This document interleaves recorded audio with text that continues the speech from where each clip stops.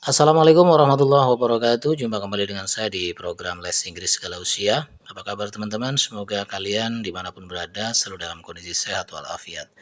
Pada video kali ini kita akan masuk materi tentang have something done. Apa maksudnya? Oke, kita lihat dulu di sini ya.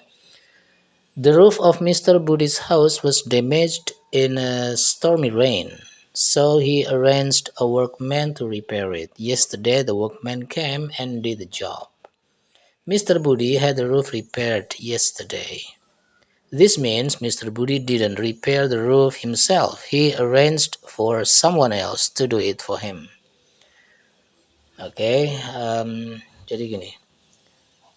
Atap rumah Pak Budi rusak ya karena hujan yang bercampur stormy. Stormy itu badai. Jadi hujan terus campur badai gitu ya. Jadi dia menyuruh seorang pekerja atau ya tukang tukang begitu ya untuk memperbaikinya. Kemarin tukang tersebut datang dan melakukan pekerjaannya. Pak Budi menyuruh atap rumahnya diperbaiki kemarin begitu ya. Ini artinya Pak Budi tidak memperbaiki atapnya sendiri, bukan dia yang mengerjakan ya. Namun dia menyuruh seseorang yang lain untuk melakukannya, untuk memperbaiki atapnya untuk dia gitu. Jadi Pak Budi nyuruh orang lain untuk mengerjakan pekerjaan sesuai dengan pesanan atau perintah Pak Budi. Jadi kalau ini kita terjemahkan have something done berarti menyuruh sesuatu dilakukan. Yang melakukan bukan yang menyuruh tapi yang melakukan orang lain gitu ya. Atau bisa juga mungkin memesan sesuatu agar orang lain lakukan. Jadi menggunakan tangan orang lain begitulah kira-kira ya. Have something done. Oke, kita lihat perbandingannya nanti ya dengan kalau melakukan sendiri seperti apa. Oke teman-teman, kita bandingkan di sini ya kedua kalimat. Mr. Budi repaired the roof. Pak Budi memperbaiki atap itu. Kalau kalimat ini berarti menunjukkan bahwa he did it himself ya. Sama dengan dia melakukannya yaitu memperbaiki atap sendirian, artinya dia yang mengerjakan gitu. Yang mengerjakan adalah Pak Budi gitu. Pak Budi sebagai pelaku dari memperbaiki atap gitu kan. Beda dengan yang ini, Mr. Budi had the roof repaired. Pak Budi menyuruh atap diperbaiki. Berarti maknanya he arranged for someone else to do it. Dia menyuruh seseorang yang lain untuk melakukannya. Berarti dia nyuruh orang untuk memperbaiki atapnya. Kalau yang atas dia mengerjakan sendiri ya, naik ke atas kayak gitu kan.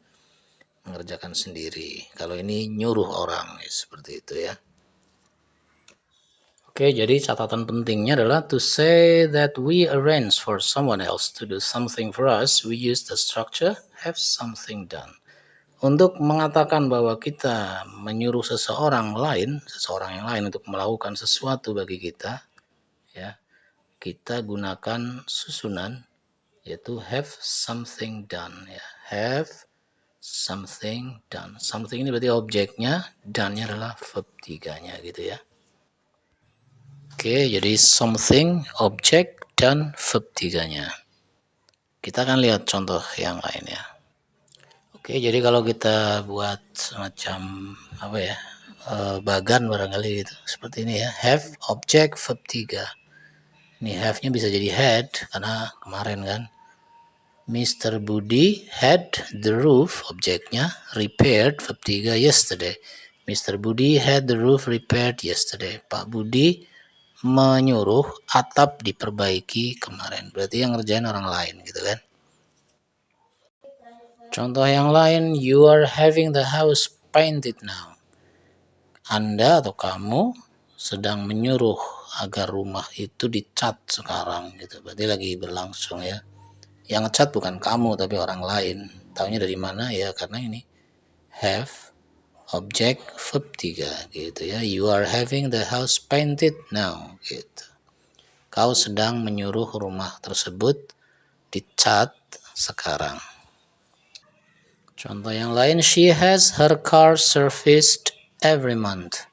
Dia menyuruh mobilnya diservis setiap bulan. Yang nyervis siapa? Bukan dia sendiri, tapi orang lain ya, mungkin dalam hal ini mekanik begitu. Yang jelas kita ada have, karena dia perempuan pakainya has ya, karena kan tiap bulan, berarti ini simple present ya, objeknya her car, verb 3-nya serviced.